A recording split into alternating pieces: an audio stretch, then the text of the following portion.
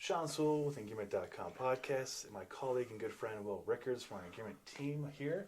This is going to be a fun episode because I get to actually interview Wil about a very amazing adventure that he did, what the adventure was, why he did it, what gear he used with it, and just the hows, the whys, and everything of this amazing adventure. So welcome onto the show, Wil. Thank you. It's always good to hang out with you, Sean. I appreciate Seriously. that. Yeah. It's good mojo, Wil. So I'll try and summarize real quick what he did, and then we'll go into much detail about it. So Wil and his son Kai live on the east side of Denver, Aurora. Wil bikes to work, as you can see here. Got his bike here. Him and his son Kai biked here today, actually. And he embarked on a crazy adventure, at least to me. I'd like to bike to work myself. But the amount of biking that you did in the adventure, 75 miles from his home in Aurora, through all of Denver, up the Front Range, up Mount Evans, which is over a 14,000-foot peak. It's a lot to unpack here, Wil. So tell me about this adventure, how it came about. Yeah. I love the fact you want to talk about the why first and then move on to the how and the what. But let's start with the actual ride. Yes. It's 150 miles from my house to the top of Evans and back, and it is about 11,500 feet of ascent. So it's pretty sizable. It's a stretch goal, right? Yeah, stretch goal. It's a massive stretch goal, and it felt like the right thing to do at the time. I don't know, but how do you get to a point where like this feels like the right thing to do at the time? Going from how many miles is it from your home to work at the time? Yeah, I commute 6 miles to work and 6 miles back. So that's and that's pretty flat. Yeah, that's pretty palatable for a lot of people. And on a recreational day, how much mileage would we put in? Like 20? Yeah, I mean,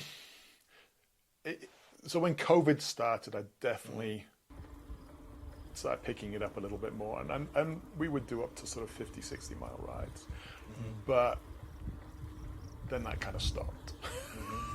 And I wasn't doing 50 or 60 mile rides. I was just doing my commute. Yeah. Yeah. Okay, so 50, 60 mile ride, that's a big day. That's a big day for me. It's a big day for a lot of people. And that's just biking around, not with an objective to go up a mountain. Yeah. A sizable mountain, one of the biggest ones in the state. If you know 14,000 feet, this is over 2.5 miles tall.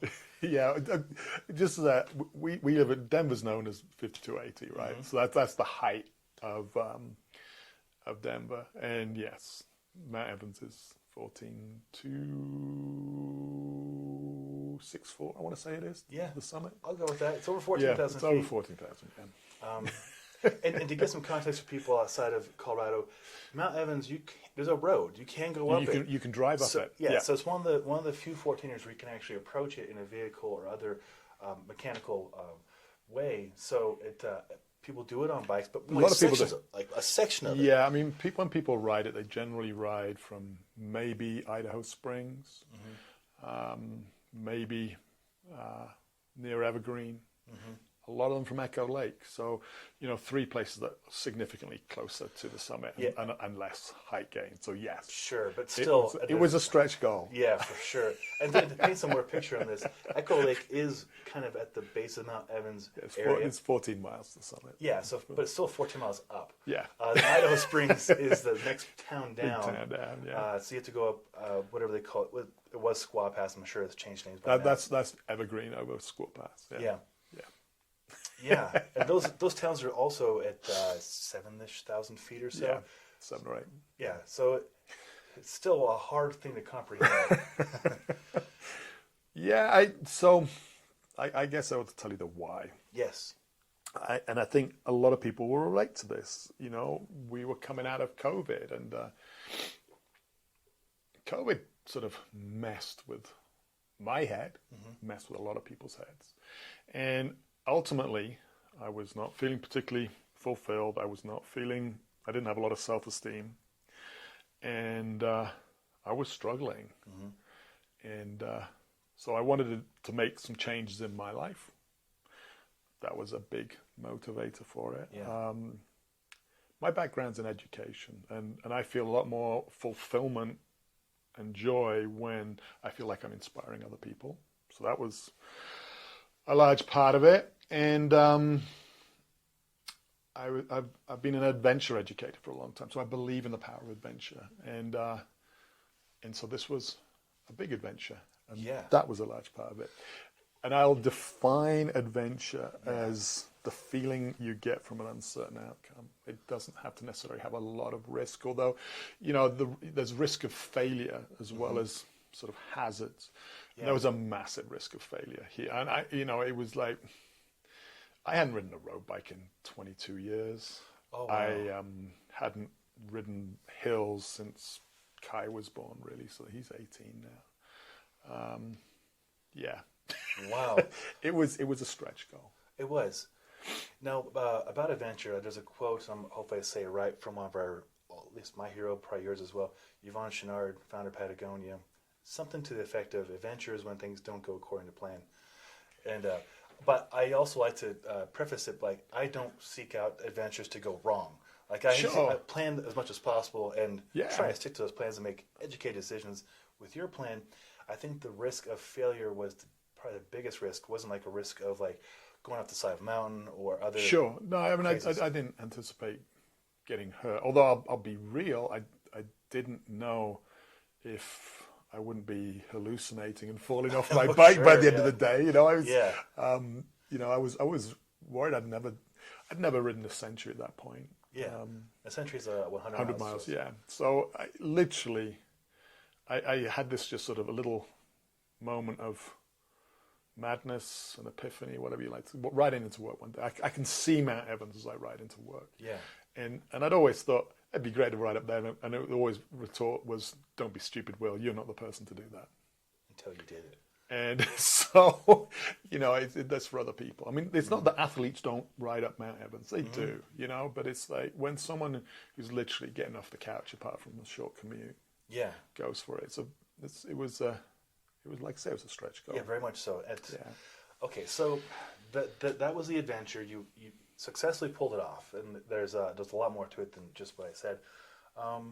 Looking into this adventure, where does your mind go as far as training, nutrition, equipment, time for training for this? I definitely want to talk about that. But I want to unwrap the why a little bit more because I think for me one of my main reasons for doing it is to hopefully encourage other people to do it as well. And if you're watching this, I definitely ask you to consider what would be a stretch goal for you and what would help you. And why would you want to do it in the first place? Why would you want to put yourself out there? If I looked a little bit more deeply about what was going on, man, I'm getting older. I'm closer to 60 than I am 50 these days. So that's really scary, right? So I'm watching the aging process and I'm thinking, oh, jeepers, my body doesn't work quite the same way as it used to. Yeah. That potentially is scary. Yeah. Like I said, I wasn't feeling good about myself at all. Yeah. It'd been a hard few years, everyone has a life. Everyone has stuff happen in their life. I know you know that. I know you've put up with a lot of battles over the last few years, and I was dealing with that. Not that long ago being divorced. I was not long after that I became a single parent. Then my ex-wife didn't manage. My ex-wife got cancer, and we found out about that as COVID was starting. Right when it was starting. And just so that Kai spent more time with his mom and got to know her, we invited her back into the house at that point. So we spent 18 months sort of watching her demise, which was hard. There was a lot going on, and I needed to do something, right? Yeah. But let's talk about being that single parent. It's like I've had a life of adventure. I know how I can use adventure to kickstart my life. Yeah. Normally I'd run away. Yeah. Right? That was my past habit. I would just run away. I'd go somewhere remote and wild and find myself again and then reemerge Yeah. found, right? I can't do that anymore. So, whatever adventure I did had to be close to home. It had to be something that did not include an extended period of time. Yeah, you don't have to go to Kilimanjaro. on Yeah, this I couldn't. adventure. Yeah, I couldn't. So that moment where, things catalyzed, it was a recognition that this is a stupid stretch goal, but I can work towards it on a daily basis Yeah. and just prepare for it. And I think that was a huge recognition, because most of my adventures in the past have been let's run away to Nepal and live there for as long as you can do, or whatever. You know what I mean? There's been adventures in the past, but I could not do that. Yeah. I could not leave my son home alone for an extended period of time. I was very respectable. And to give some more background on Will, he has been a world traveler and lived in Nepal, and there's a lot of fun stories Will has. But going to do that kind of adventure, that escapism in some ways, was not an option. Not You an gotta option. Find something local that's within a day Yeah. that you can do. And then the other piece of that is, through my work as an adventure educator and through my personal experiences, I know how powerful adventure is. I know how it teaches life skills that can be used in, both in society and at work. I know how it helps to sort of bring fulfillment and excitement and joy into your life. So I needed to do an adventure. I knew that, when I'm feeling low self-esteem, adventure's the quickest way for me to develop resilience. Yeah, I think it's relatable for a lot of people watching this. Totally. For sure. And so it's like I just needed a quick shot of something that just got me up and running again. And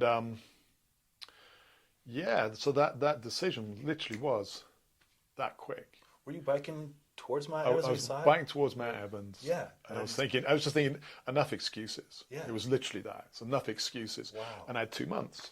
Yeah. Because basically it was, I saw it, and I think the next day or the day after, I went for a 40-mile ride with Kai, just to sort of think, is this right? And it's like, yeah, do it. And then the journey began. So then we get on to the how, right? Oh, sure. And as I said, I was pretty much on the couch. Yeah. When at this point, and I had 2 months to get ready to do something. Yeah, from couch to this, and also going through a lot as a caretaker, single father, so much going on in your plate. And I love that you had that epiphany, and I'm sure it's relatable to a lot of people. That epiphany, like, oh yeah, okay, and then you do a little practice run with Kai, your son, and get a feel for it, and then you reverse engineer it, or do you look at it like that old saying, "How do you eat an elephant? One piece at a time," right? Well, I think you're absolutely right with the planning piece, right? You planning makes something easy. You don't have to follow a plan just because you create it. True. But you kind of want to have a plan, so you've got a direction, and having a big goal. Like you say, you do break it down into small parts. And I broke it into 4 major parts.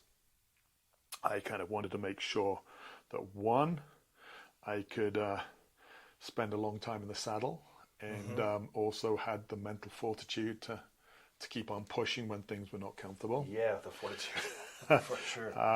I, 2, wanted to make sure that I got the nutrition and the hydration down. Yes. That was pretty huge. 3, I wanted to make sure I could do hills and function at altitude. So Which is a very real thing. I mean, there's a big difference between climbing a hill at 5,000 feet and climbing a hill at 14,000 feet. Yeah. And so you've got to be prepared for that. And 4, I've spent time working in PE departments in universities because of my field. And I'd come across this guy called Phil Maffetone that a lot of my colleagues thought was a bit hokey. Oh, he's the best. Maffetone method. Yeah. But he sort of really got me thinking about heart rate. And then, what Maffetone has been saying for the last 30 years, 34, certainly 30 years, more people are aligning with him at the moment. Oh yeah, Not necessarily exactly the same, but they're saying the same thing. It's all about heart rate. I wasn't out to beat speed records. Yeah. I just wanted to get to the top of that thing and get back home. Yeah. So, not a fastest known time to do this. Yes. Just a known time. Yeah. So absolutely. So the 4 things, like I say, I wanted to figure out how to spend, well, it ended up being 16 hours in the saddle. Yeah. Right? It's not easy. Oh no, I And feel it on my bike to work. Yeah, and being mentally strong for that, as well as being, having a leather ass to sit in that saddle, to, climbing those hills. I mean, going uphill obviously requires more power than spinning on the flat. Yeah. So I had to be able to do that, and I had to be able to function at altitude. And then, nutrition and hydration. We'll talk about that in more detail, and then heart rate training. So those are the 4 things that I really worked on and learned about. And then the other piece was I had to collect the right gear to do it. Yeah. So, I mean, obviously, we love gear. We love gear. That's I mean, what we both do the engearment thing. Yeah. So, I'll talk a little bit about Sounds that good. as well.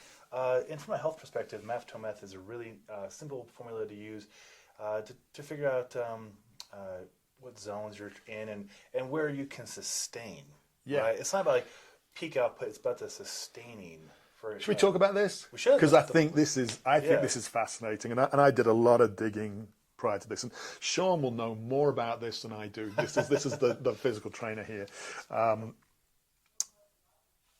But from what I got to understand, right, is that we have heart rate zones, and when you are operating at about 65% of your maximum heart rate, then what you do is that you burn fats as opposed to burning sugars, glycogen. You don't create lactic acid, which is freaking huge if you're going to be out for a long time. Yeah, and I can double down on that here in a second. Yeah. You are developing your mitochondria. This is so geeky and so cool. And there's a book on the shelf behind us on this very topic that I'm actually in. We're talking about mitochondria.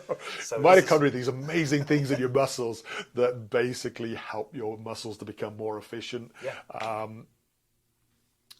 I read a book, talking about books, called Natural Born Heroes by the same guy that wrote Born to Run.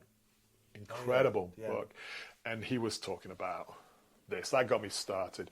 He really got me into Maffetone as well.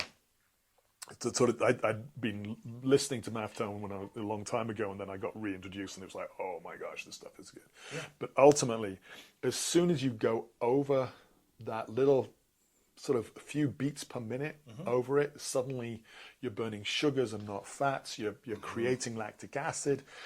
It's game over if you're going out for endurance. Yeah, you'll get smoked. You'll be sore. And the lactic acid part, oftentimes it's raising hydrogen is what's going on, and then it causes this really systemic fatigue, not just muscularly, but everywhere else.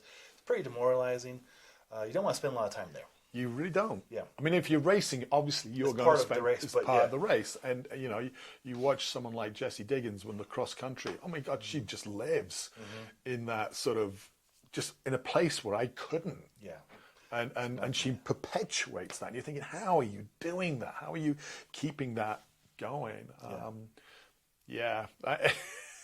But my goal was to really train heart rate. Yeah. And train to heart rate. So that I was, I put an alarm on my watch. So if I started to get too high, and it's like, okay, back off. Breathe, back off. And I love it.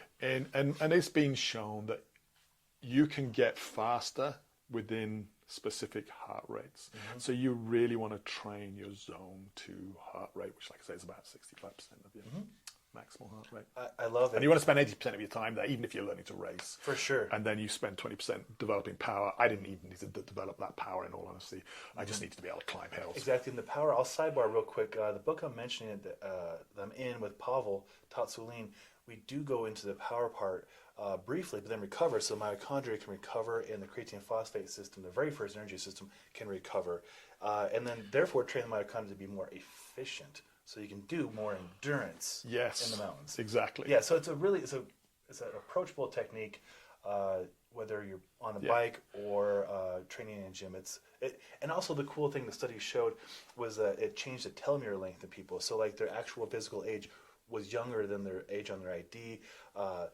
Just all kinds of positive rewards out of training intelligently. Much. And the easiest way to know if you are within zone 2 is you can have a conversation. It may be a bit strained. Mm-hmm. If you can't converse, you're pushing too hard, basically. That's a great measurement tool right there. The talk test, we call it. Yeah, exactly. Sweet. That's a bonus sidebar we did not know we are going to get into. Yeah, so the heart rate. Well, let's talk a bit about nutrition as well. So, generally when I'm out, I've always taken bars and stuff like that, right? Which are basically sugars. Yeah. And they're useful if your heart rate is higher. Mm-hmm. But you're just replenishing stuff. But ultimately, if you are maintaining a lowish heart rate, then the thing to focus on is actually eating carbs. Mm-hmm. And I spent, I started following Skratch Labs a number of years ago because they make these great hydration drinks out of Boulder. Yeah, out of Boulder, fantastic company. Started by a few people, but the two people that sort of really headed up were Alan Lim and Bijou Thomas, and basically they worked for bike teams, basically feeding them. Mm-hmm. And Alan Lim is a nutritionist, and Bijou is a really good cook. Well, that's a good marriage right there. So they wrote a few cookbooks some time ago, and one of them, and I'll put a link in for this. One of them, I think, is hands down the best book I've read with a treatise on what to eat if you are doing endurance sports, and then giving you recipes. So it breaks down the science. Mm-hmm. It's fantastic, and then it gives you these recipes for sort of hand food that you can literally stuff in your pocket, pull out and eat on the way. One of the biggest things was rice bars. So I made a lot of my own rice bars, like a lot. Over the 2 months, I ate so much. I basically trained myself to eat every hour, which is hard when you're... Wow. So, it's like... I could imagine doing that. And so sticky rice, and I had two basic recipes. One was breakfast. So cook breakfast with rice, sausage. Into a bar? Yeah, and yeah, well, I put them in the little baggies and eggs. Sure. So it's a sort of a bound rice mixture. You had like a egg breakfast hand roll? Yeah, basically, and in a baggie, and you just pull it out, and I'd be eating one of those every hour. And then I had a sweet one, which was basically lemon juice and sugar, and mint leaves and raspberries in another one. So I had a sweet and I had a savory. And I was knocking one of those back, and they're probably about 250 calories apart, but I was knocking one of those back every hour. Yeah.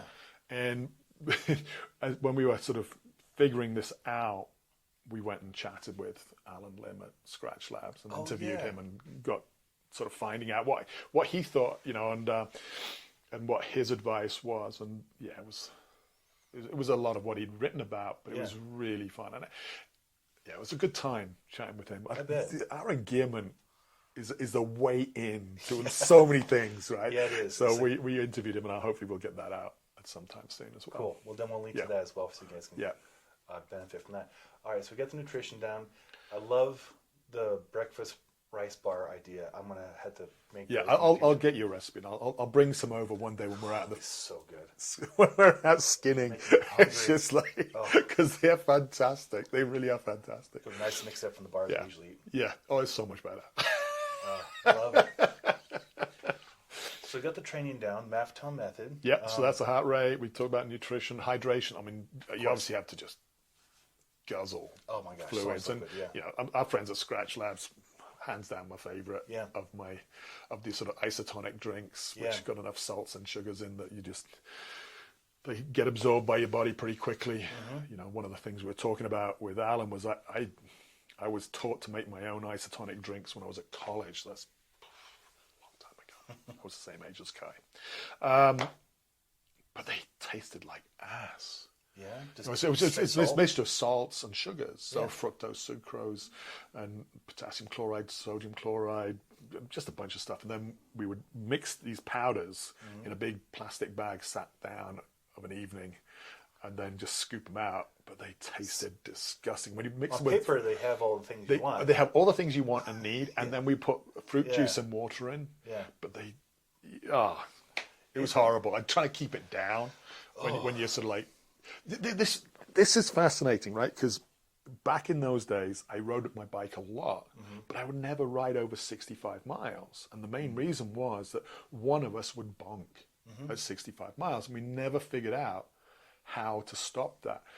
I've just given you the formula for being able to do long distant rides. Keep your heart rate down, eat plenty of carbohydrates, drink lots. Electrolytes. That's it. Boom. That's all you got to do. And if you do those things, you can go forever.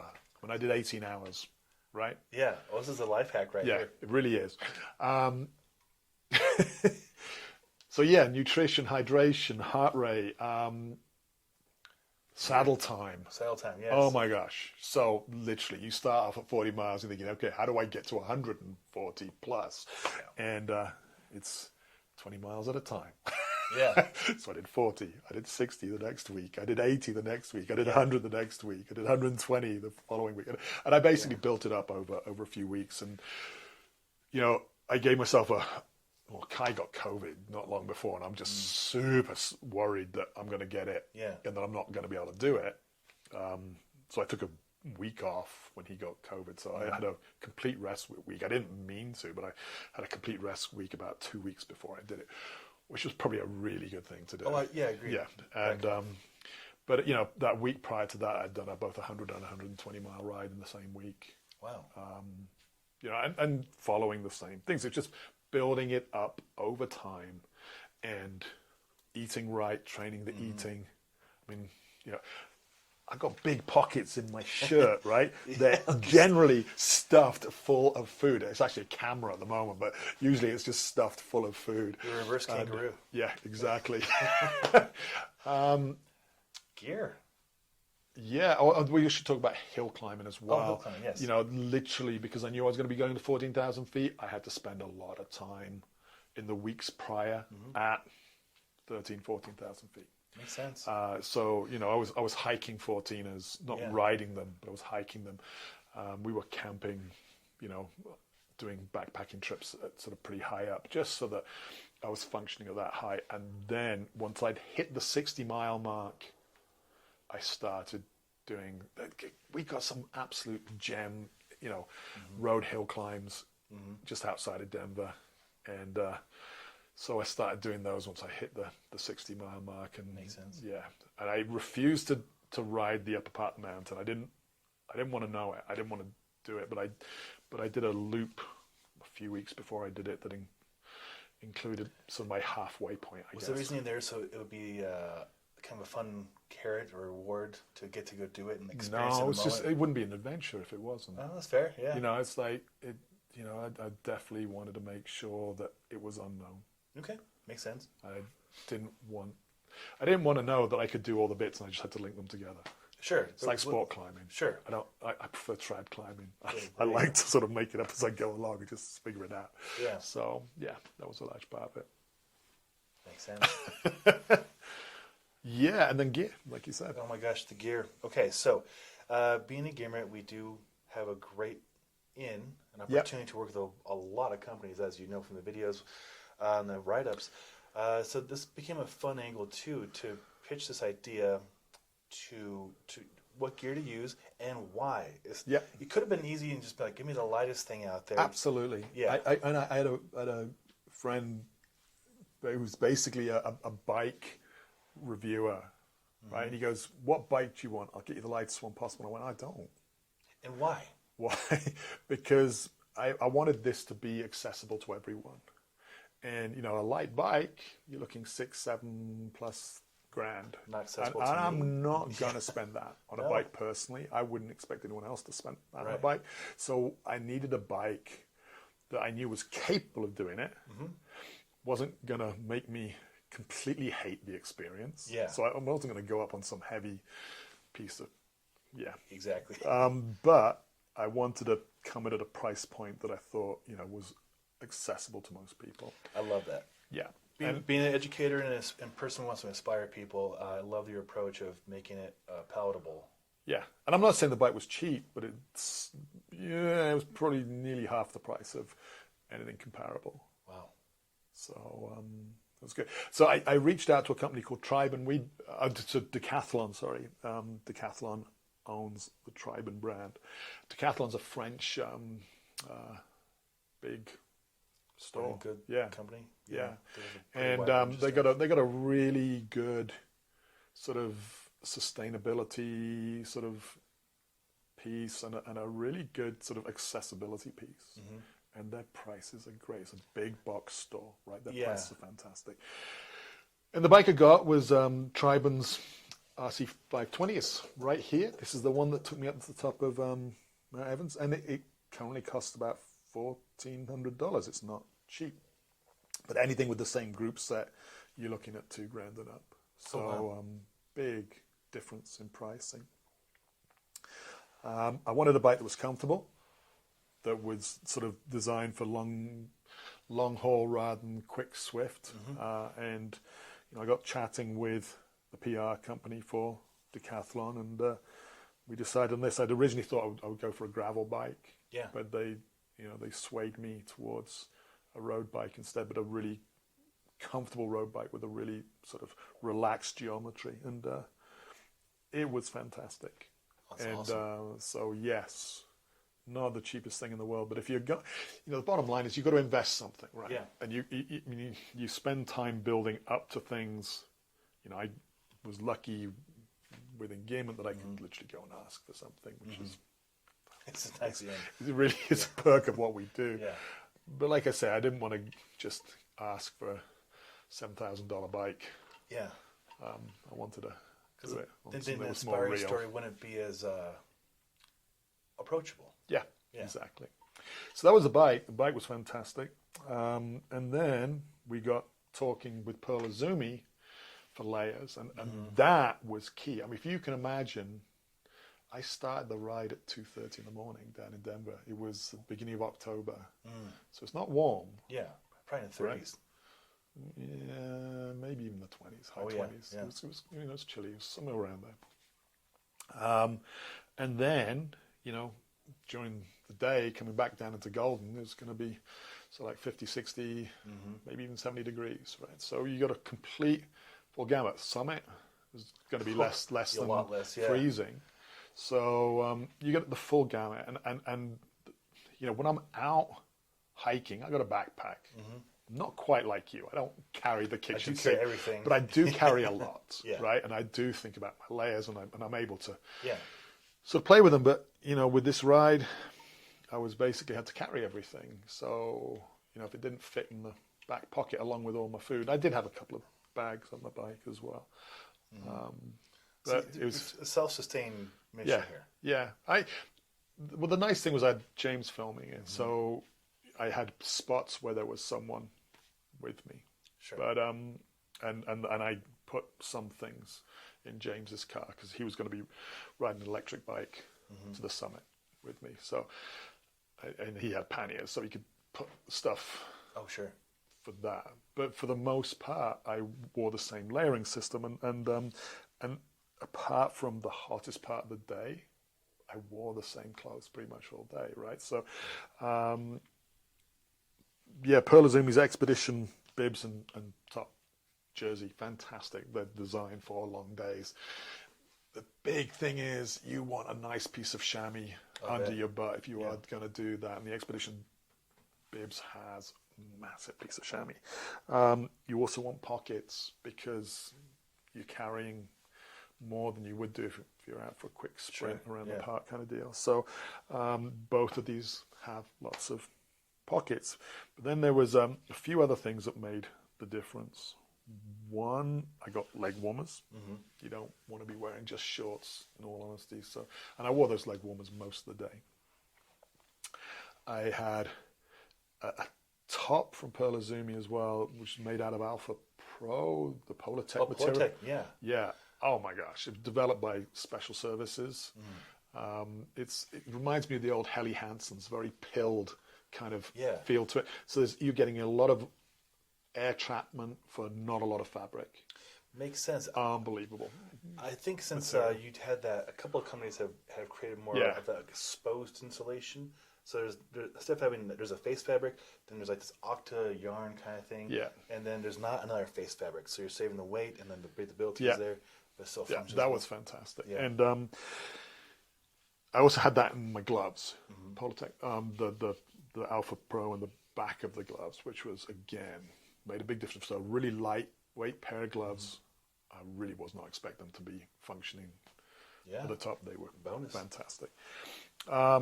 And then we used the Barrier Pro jacket. This guy, really small, absolutely amazing. One, high-vis fabric without looking like you're going to work. You know, it's not neon. Also, I love this. Packs down to nothing. I was really wondering should I be wearing this on the top of Mount Evans in case it either snowed or rained. It's that time of year. And it was amazing. Oh, nice. It was absolutely amazing. And I rode through a massive storm. Yeah. And it still kept me dry. Wow. It's a big thumbs up with that. Stuffable and everything. Yeah. Then I wore gravel shoes. Gravel shoes are like a road shoe without having to deal with not having anything to walk on.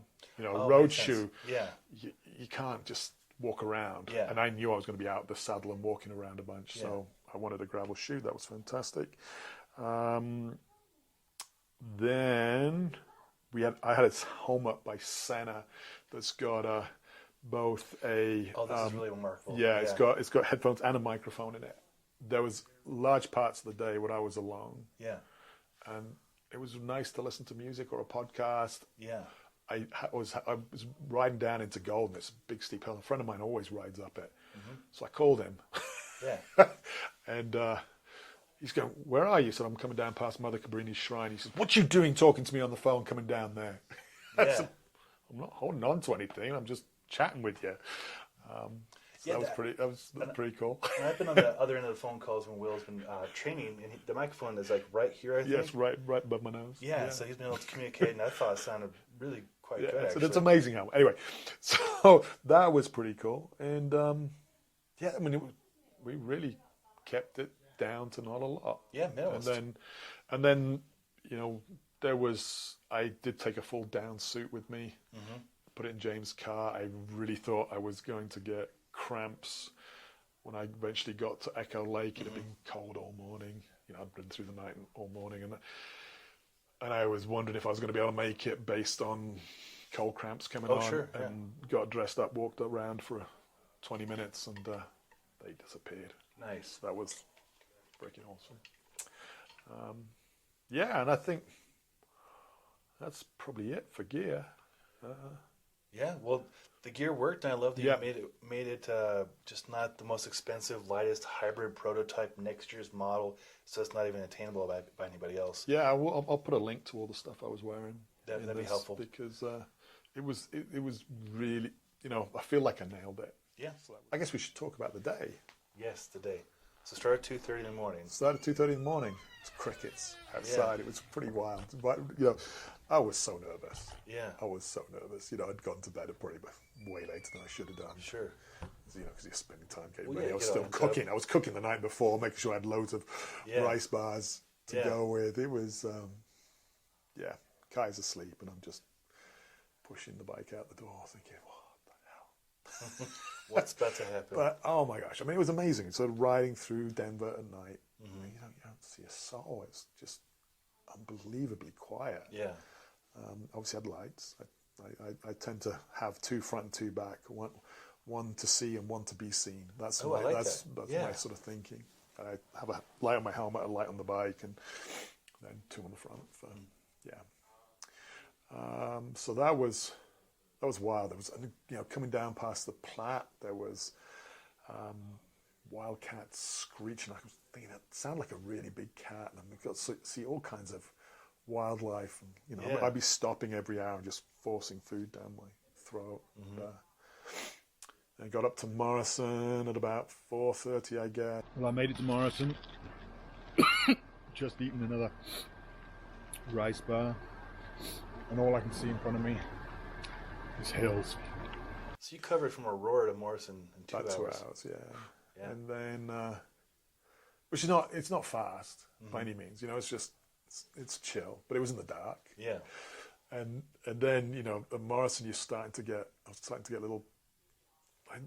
With the cloud, with the sky, you could sort of see all the cloud, and I was just thinking, am I going to get the day that I want to? It was still pretty nervous. And then 2 hours of climbing the hill up to Bergen Park, which was, again, it's a beautiful ride, especially when there's not a lot of traffic. Yeah. It's gorgeous. And met James at Bergen Park and drank coffee with him. And then so we left Bergen Park, the sun rose, and it was just gorgeous. That whole stretch headed up, off the Evergreen Parkway, climbing up towards Echo Lake was just pretty. Stunning. And it was that time of year, the leaves were changing. It was just gorgeous. And like I say, the sun rise behind. And I was just grinding uphill. But at that point, James was sort of passing me and filming, and then I'd go off in front, and then he'd pass me and film. And so it's just having someone to sort of talk to occasionally was really nice, because the first bit had been solely alone, obviously. And then you get to that little summit, and then you drop down to Echo Lake, so it's really nice to get a break from climbing. Yeah, I bet. Yeah. So I've been climbing for a long time at that point, and so like I say, Echo Lake had half an hour of just wandering around with a down suit on, just to make sure that I kept the cramps at bay. And then once James had assembled his bike, we went up that top section. The beautiful thing is the road was closed. It was the first day it was closed for the season. Oh, score. Which is part of the reason. So no cars. There was a few cars because they're working up there. Sure. But that road is, it's beautiful because you're up in the Alpine before too long. Yeah. But it's so in such bad condition. There's big holes everywhere. And I was really thinking, I wish I'd had a change of wheels, for that section. Yeah, but I kept on my road wheels. And, the bottom line is, I wasn't sure if I'd be able to do it. Yeah. Right? But the feeding, the hydration, I didn't have a single mood swing all day. I didn't feel tired all day. Wow. I just kept this steady pace up there, and it was just fantastic. Now, the top bit, did I need rests every now and again? For sure I did. It's not like I was a spring chicken at that point. Sure. But we're looking around, and it's beautiful, but there's some massive dark clouds around. It's looking like snow. Alpine with us happening. Yeah, it was a little bit dubious. And when we got up to Summit Lake, there was ice on the road, and it was only going to be worse for that final 1,000 feet. So we called it Summit Lake, and I was expecting to feel bad about that, but I don't. It was a smart choice, and it's an obvious choice too. Yeah, but sometimes, when you're doing something that big, you're like, I want to push through. You push through because no good comes from that. Yeah, I know, but it's a reality, right? Yeah. And I called it, and I'm glad I called it. And we spent a little bit of time at Summit Lake, and it's a beautiful spot up there. Yeah, it really is. It's really gorgeous. Oh fuck! Right. to go pee. I know, me too. Nice. I am so stoked on that. And then turned around and started. Repeated the process Back, backwards. yeah, but at least it's mainly downhill coming back home, Sure. right? But it's still, you're hanging on your brakes, and yeah, it's not, yeah. So we managed to avoid most of the ice. It wasn't too bad where we got to. Yeah, that whole ride down through the Alpine was just wild. It's gorgeous. Yeah. And then James went on his way, and I was back alone again for the next section. And that's when I was really glad of the helmet and chatting with people. It was really neat. That ride, it was actually, there'd been some rain. I didn't get rained on myself at that point, but the road was greasy coming down into Bergen Park, which was a little bit intimidating at times. I mean, just because it's just down, and it's down, and it's down, and you know, you obviously don't want to burn your brakes out, and but it, you know, it's a long way down. And then we got down to the Parkway, and the road had dried off, so it was just sort of patches of rain. Then there was a section I was worried about going. You know, by the bison herd. Oh yeah. You have to climb again. Yeah. And I was just thinking, am I going to be able to? Am I going to have any juice in the tank? Right. You know what I mean? Yeah.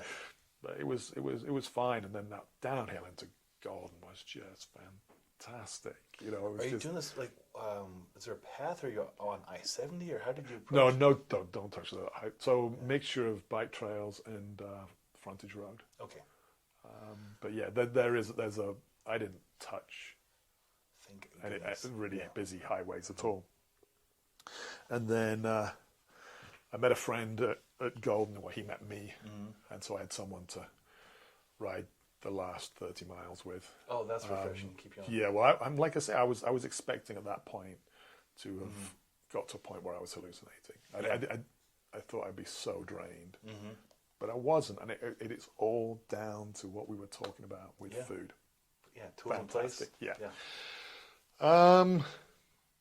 Then, not too far from Golden, the heavens opened, and we had the mother of all storms. I mean, it was just, rain was bouncing off the blacktop. I wish I'd had footage of that. But I was not in a place to take footage. But it would have just been such heroic footage. You still bike through that? Yeah, we kind of had to. I mean, and then this is why I was really glad of having Em with me, because I'd have probably just hauled up under a bridge and gone to sleep and not been able to motivate myself to finish it off. But, you know, just following on the back wheel of Em's bike, he just kept me going through it. And it was heinous. Yeah. It was savage, but it was kind of cool at the same time, you know, and I wasn't, like I say, I wasn't wet, because the jacket was unbelievable. And got home just as it was getting dark, about 6:30. So 2:30 a.m. to 6:30 p.m. Yeah, exactly. Wow. Yeah, it was a lot of work. It was a big ride, but like I say, I mean, I felt good when I got home. I'd felt good all day. I was, you know, I felt like I'd done something for sure, but I didn't feel like I'd done too much. Yeah, and, you did a huge physical and emotional exercise. Yeah, it was fantastic. And you know, and I think about just giving yourself that kind of stretch goal. And it's not just that day. It's all the stuff that led to it. I mean, the amount of riding I did last summer was huge. I don't normally ride those kinds of distance. I was, you know, I was clocking 300-mile weeks at one point. Yeah. And on Strava, a lot of people were noticing. A lot of our friends were commenting, like, "You see what Will did today?" Yeah. Yeah. Inspiring. And it's just a really neat feeling when you sort of have a reason to do that. Because I'm one of those people that, you know, if I don't have a reason, I sometimes don't do stuff. Yeah. So having those stretch goals really pushes it. Makes sense. Yeah. And now every time you look at Matt Evans, you can really feel connected and feel proud about it. Oh, absolutely. Yeah. And it's 6 months later now. Yeah. And still, every time, you know, I'll go for a bike ride and I'll go to a certain part of town where you can see Matt Evans and just thinking, Yeah. Part of your life. Yeah, I've done that. And, it's neat to feel proud and good. And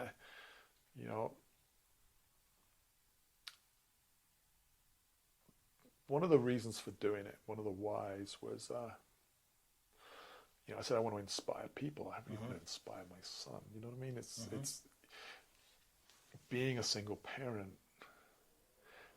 There is not a lot of point in sweating the small stuff. I don't want to alienate my son. He's a teen, right? Yeah. He does stupid stuff. And if I dwell too much on that, and I'm sure he'll tell you that I dwell too much on that, then, we're going to alienate each other. Yeah. And he doesn't have another parent. Yeah. You know what I mean? And I don't have another child. And so it's like, rather than showing what he's doing wrong, it is so very important for me to show him what he can do right. Yeah. And modeling stuff is huge. So, modeling a big stretch goal and letting him see the benefits of that have been fantastic. And I feel good about that. Yeah, on a lot of levels. Yeah. So what are some more takeaways from this experience? Yeah. You can't have an experience without having some, right? Sure. Yeah. So I think, I've always valued adventure, but I think I recognize its value even more now. And in terms of how can something so ultimately silly, right? Riding a bike up a mountain, what's the point of it? Sure, from the outside looking in. But there's a massive point to it. I walked away from there feeling so much better about myself, feeling That's like huge. I was capable, feeling like, I reminded myself who I was when I was younger, and realizing that I can still be that I can still age gracefully and still incorporate adventure into my life. And by doing that, I will, find the initial fulfillment of doing something, that feels like I've accomplished something. Yeah. But also, that fulfillment lasts a lot longer. It's a case of not only did I do that, but I see how it changed things. I'm more likely to go and do. So I'm already planning what I'm going to do that's bigger and better next time, because it's like, Oh boy. I never got to that place where I was hallucinating. I never got to that place where I was falling off my bike, so I couldn't have pushed it quite hard enough. Still a little hit run left. So yeah. So who knows? I don't know. Yeah, I've got some ideas for what to do next year. That's exciting. But the fact that you can age gracefully and still have adventures, and you need to have adventures, I think that's a large part of it. That's a good takeaway. Realizing that I am capable of stuff. That's Very empowering. I feel like, I was stuck at work. I wasn't really achieving anything at work, and I was, I've often measured myself by what I produce at work. Sure, right? And most people do. yeah, and I wasn't producing anything of value. I didn't think, and consequently, I did not feel good about myself. So I think it's really important, if you're not finding that fulfillment somewhere, to find it some place in your life. And yeah, this was good for doing that.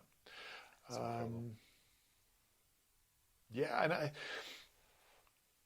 I'm that much more motivated now to share this sort of message that adventure is important, and to break it down why it's important. And if anyone wants to have a conversation about that, feel free to reach out, because I do think it's important. I'll plug my website. How about that? Where can people find you, Will? Yeah, wherethefruitis.com. As Mark Twain said, why not go out on a limb? That's where the fruit is. So wherethefruitis.com, and Will with one L at wherethefruitis.com. So there's an email address. It's a fun website too, full of stories much like this as well.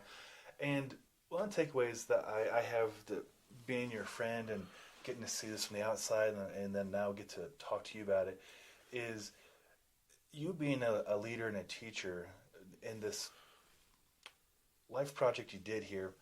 You made it super approachable. You made it local. You made it somewhat affordable, right?